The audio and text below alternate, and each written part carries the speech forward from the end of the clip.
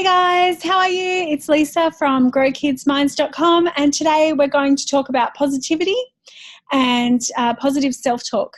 Is it affecting our kids?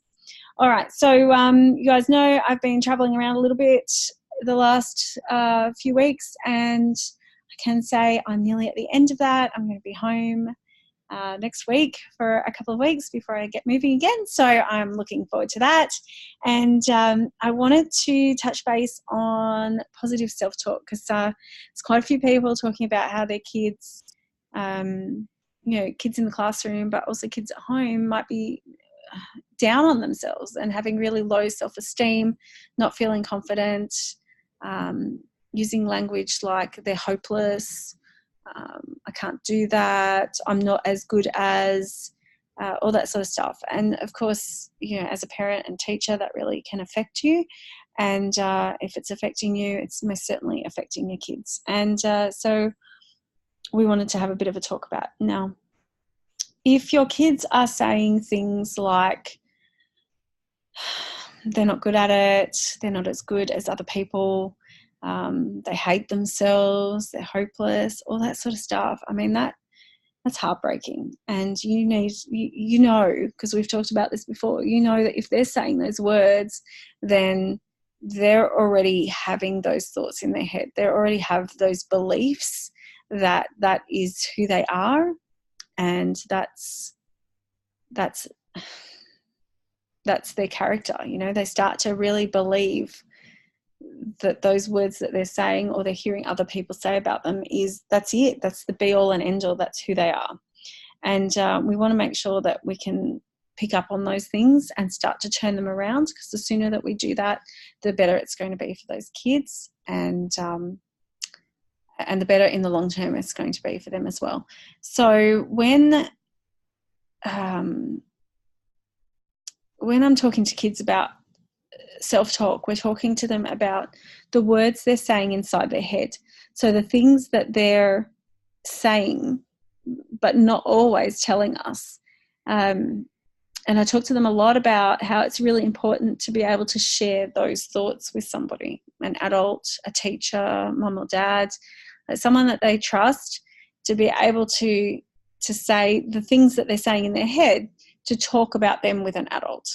And ideally pick an adult that's going to listen to them and then help them to understand what's going on. So depending on the age group, younger kids you won't see it as much that way. A lot of times with the especially toddler, sort of up to 5-6 years old, it'll be I can't. You'll hear that sort of language. As they're getting older and they start to get more language skills, they'll start internalizing more. So as they're getting to 7 and 8, they start, it becomes more internalized. It's coming on more in here, and they're saying it less. And when you're going to pick it up with them, sometimes it'll be them saying things, but a lot of times it will be when they're breaking down. So they're overtired or they're feeling emotional about something, and suddenly they'll have an outburst. And they'll talk about how, I'm hopeless, I can't do it, or I can never do anything like this, and those sorts of things. Normally comes from more of an angry outburst type situation. And then as you get older again into those tweeny teen ages, it almost becomes ingrained. You start to hear constant sentences of, maybe not constant, but you'll hear sentences regularly about how they can't do something or they're no good at it. By that age group, a lot of the times I'm no good at, or I'm not as good as such and such. So just be mindful that those are the not just the words they're going to be using, but they're the situations you're going to see. So when they're little, it's I can't do things. As they get a little bit older and their language improves, you won't hear it coming out of their mouth, but you will experience it through an outburst or a meltdown or something along those lines. And then once they get into that tweeny teen age,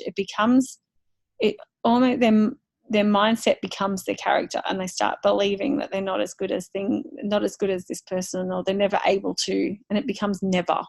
So it's gone from I can't to never, and that's getting pretty deeply ingrained. So so when I'm talking to kids, I want them to think about the words that you're saying inside your head. if you can, talk to an adult about them so that they can understand where you're coming from, and then we look at how to reframe it. So sometimes it's like mantras and things like that.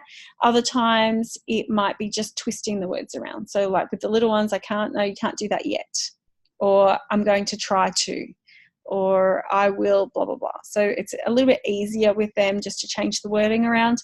As they're getting older and it's becoming more ingrained and they can never do something, it gets a little harder.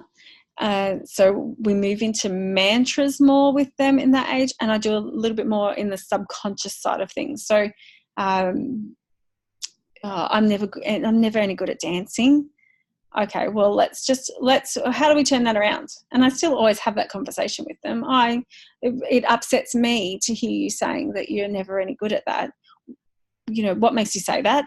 Normally, I want to hear kind of what's their reasoning behind it, what excuse are they going to give, because that gives me feedback on how to approach it. And then okay, but what if that's not true? And challenge them, because they're older now, they can talk. And I'm sure that they're fighting, they're arguing back about lots of things. So, well, let's challenge them. So, what makes you think that's true? What if it wasn't true? What would it look like if it was the opposite?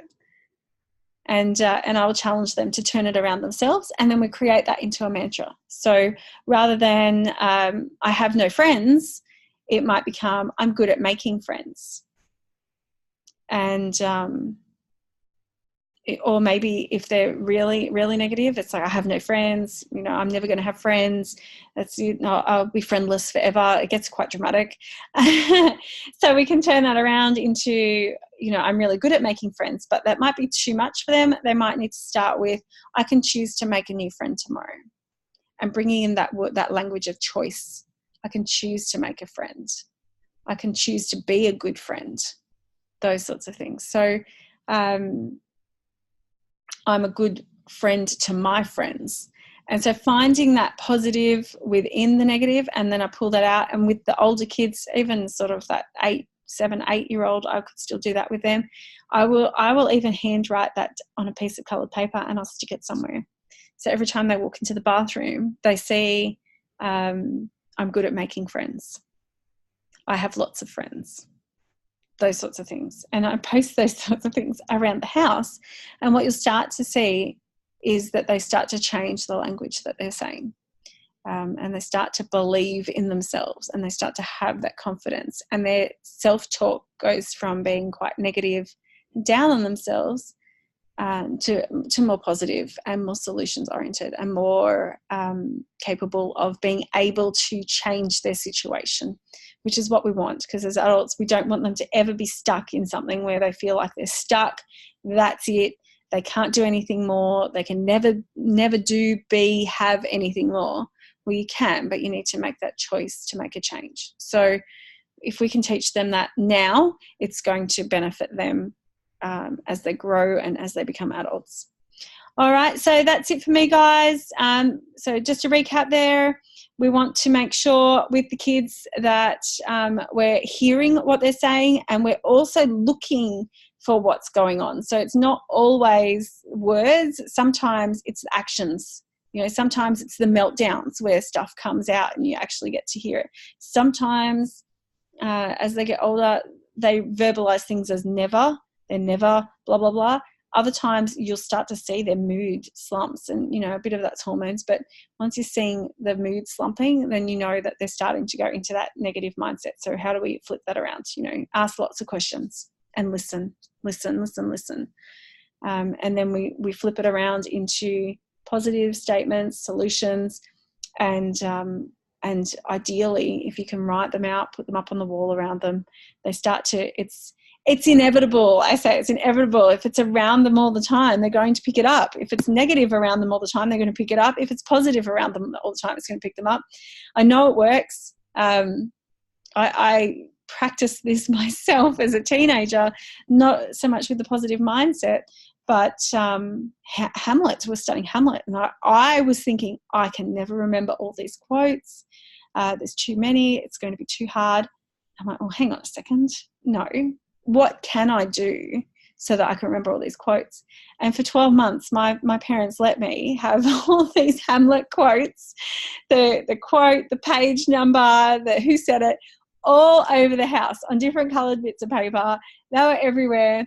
I tell you, I knew every quote back, front, inside out, and I could visualise where it was. I knew where it was in the house, and I knew it word for word, because after 10 months of 10, 12 months, whatever it is, of walking around seeing these quotes everywhere, it was ingrained in me. So then I could do the quotes when I was doing my exam for that. And it's the same with mantras and things like that. So if you're putting them around the house, they're seeing them. Even if it doesn't seem like they're taking them in, they're subconsciously taking them in, and that's helping. Okay.